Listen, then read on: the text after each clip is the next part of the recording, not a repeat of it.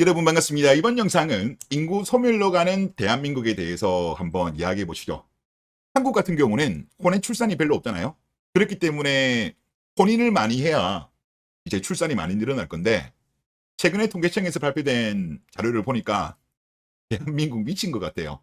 지금 보시는 그래프가 30대 미혼율 추이인데, 지금 2000년만 하더라도 13.4였습니다. 2000년만 하더라도 제가 볼 때는 매우 정상적인 수치라고 생각해요. 30대 미혼이 13.4면 매우 바람직한 수치라고 보여요. 그런데 그 이후로 가파르게 미혼율이 증가합니다. 그러면서 2010년이 되면 29.2, 그리고 2020년이 되면 42.5, 그리고 2023년이 되면 이 기울기가 더 가팔라져요. 더 가팔라지면서 51.3까지 도달했습니다. 이거는 가히 뭐 미쳤다고밖에 표현을 못하겠어요. 그러면 30대 미혼율이 23년 만에 3.8배가 증가한 거예요. 3.8배. 야, 이 짧은 시간에 이렇게까지 폭증할 수가 있나요? 이거는 말이 안 되는 거예요. 그리고 전 세계에서 아마 이런 현상은 한국이 유일하지 않을까, 그런 생각이 듭니다. 그러면 어쩌다가 대한민국이 이렇게 된 것일까요? 물론 사람들마다 의견은 많이 다를 거라고 저는 봅니다. 하지만 저는 이 근본적인 이유는 2000년 이후 한국이 낙어안이 되었기 때문이라고 봐요. 즉, 나라 자체가 거대한 한여가 되었다는 거죠. 일단 스타트는 1999년 군가산점 폐지부터 저는 시작한다고 봅니다.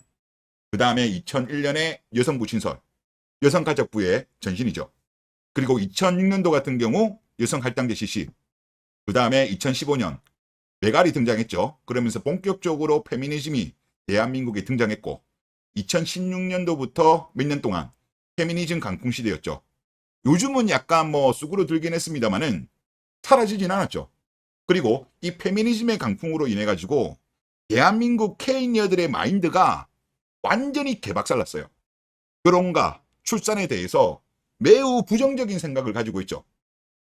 다른 나라 같은 경우는 이 정도는 아니거든요. 하지만 제가 볼 땐 대한민국은 이 페미니즘 때문에 마인드가 박살이 났습니다. 물론 그 전부터도 대한민국의 어머니 세대분들이 뭐 나처럼 살지 마라, 뭐 그런 이야기도 당연히 영향을 미친 거고요. 그리고 대한민국 같은 경우는 2000년대부터 저출산 현상이 심해졌어요. 그렇기 때문에 대한민국이 이렇게 된 거는 IMF 이후에 고용이 불안정해지고, 그리고 부동산 가격도 급등했기 때문에 저출산이 발생했다, 이런 주장을 하시는 분들이 상당히 많습니다.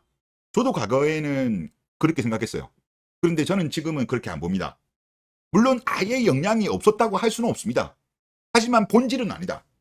왜 본질이 아닌가라는 것에 대해서 확인할 수 있는 대표적인 예가 어디냐고 하면 아르헨티나입니다. 아르헨티나 같은 경우는 한때 세계 6위의 경제 부국이었죠. 하지만 경제가 망가지면서 지난 40년간 9번의 디폴트 선언, 무려 22번의 IMF 구제 금융을 받았던 나라예요. 한국과 비교한다면 아르헨티나의 경제는 그냥 헬 수준이죠. 그럼에도 불구하고 아르헨티나와 한국의 출산율은 전혀 다릅니다. 블라인드에 관련된 글이 하나 있더라고요. 글 한번 읽어보겠습니다. 아르헨티나 집회 쓰레기가 됐다. 경제와 출산율은 무관한 듯. 그러면서 이분이 기사를 하나 첨부했는데, 기사 내용은 뭐냐면 아르헨티나, 쇠고기의 나라에 살지만 값싼 닭고기밖에 먹을 수 없다는 기사입니다. 본인들이 막상 쇠고기를 많이 생산함에도 불구하고 경제가 힘드니까 쇠고기를 못 먹는다, 뭐 그런 이야기겠죠. 그리고 지금 보시는 그래프는 아르헨티나 페소와 원화를 나타낸 차트입니다.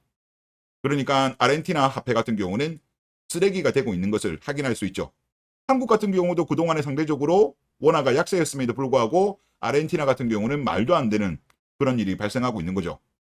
그럼에도 불구하고 아르헨티나 같은 경우는 2021년도 합계 출산율이 1.88입니다. 한국에 비하면 2배 이상이죠.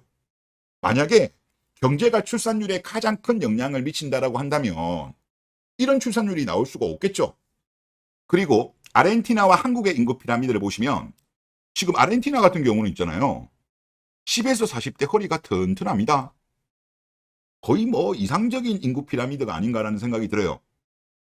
경제가 안 좋잖아요, 아르헨티나. 그런데 인구 피라미드만 보면 너무 좋아. 반면 한국 같은 경우는 지금 40에서 60까지 여기가 두텁죠. 항아리형. 밑에는 정말 말도 안 되는 인구잖아요. 이렇게 된 이유는 제가 볼 때는 한국이 나라 자체가 거대한 한여가 됐기 때문입니다. 법, 제도, 문화 이것들이 여자들을 우쭈쭈 오냐 오냐 했기 때문이에요. 그에 따른 결과물이다. 거기에다가 여성계가 출산과 결혼에 대해서 기피하는 페미니즘 사상을 독을 뿌렸죠. 그리고 정치인들 같은 경우도 멍청하게 이거를 받아줬어. 이들 같은 경우는 사태의 심각성을 모르던 것 같아요. 무지했던 것 같아요. 그러면 지금이라도 좀 알아야 될 건데 지금도 보면 모르는 사람이 많아요. 일부 아는 사람들이 있지만 저는 모르는 사람이 더 많은 것 같아요. 국회의원들 같은 경우도. 그러니까 2030 젊은 남자들 같은 경우는 그나마 깨우쳤으니까 여가부 폐지에 목소리를 내지만 기성 정치인들 보면 그런 생각을 가진 사람, 적극성을 보이는 사람은 오히려 적습니다.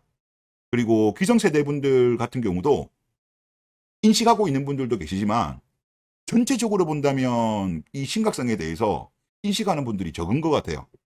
그러다 보니까 아직까지도 여가부가 유지되는 것이 아닌가라는 생각이 듭니다. 남자는 먹고 살만하면 결혼을 하고 여자는 먹고 살기 힘들어져야 결혼을 합니다.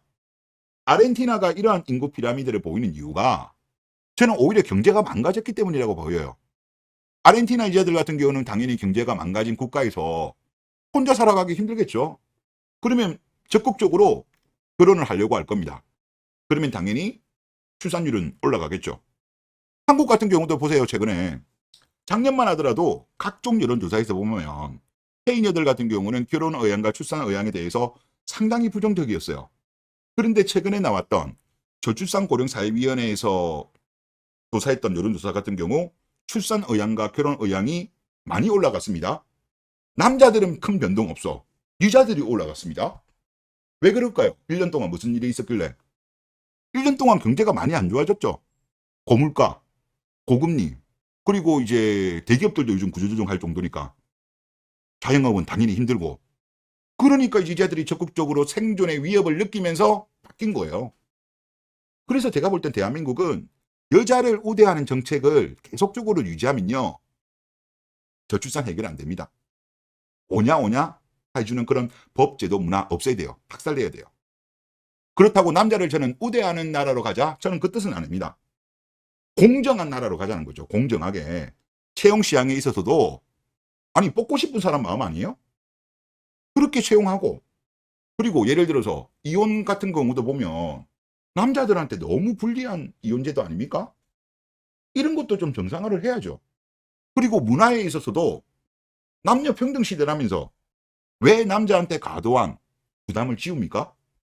이것도 잘못된 거죠. 그렇기 때문에 이런 것들, 즉 전반적인 문화, 법, 제도, 제일 중요한 거는 K녀들 마인드, 이런 것이 해결되지 않으면요 아무리 예를 들어서 뭐 부동산 가격이 내리고 뭐 경제가 예를 들어서 지금보다 좀 좋아진다고 한들 출산율 반등은 힘들다. 그래서 제발 본질적인 문제에 대해서 우리가 외면하면 안 되겠다. 그런 생각이 듭니다. 네, 이번 영상 여기서 마치겠습니다. 감사합니다.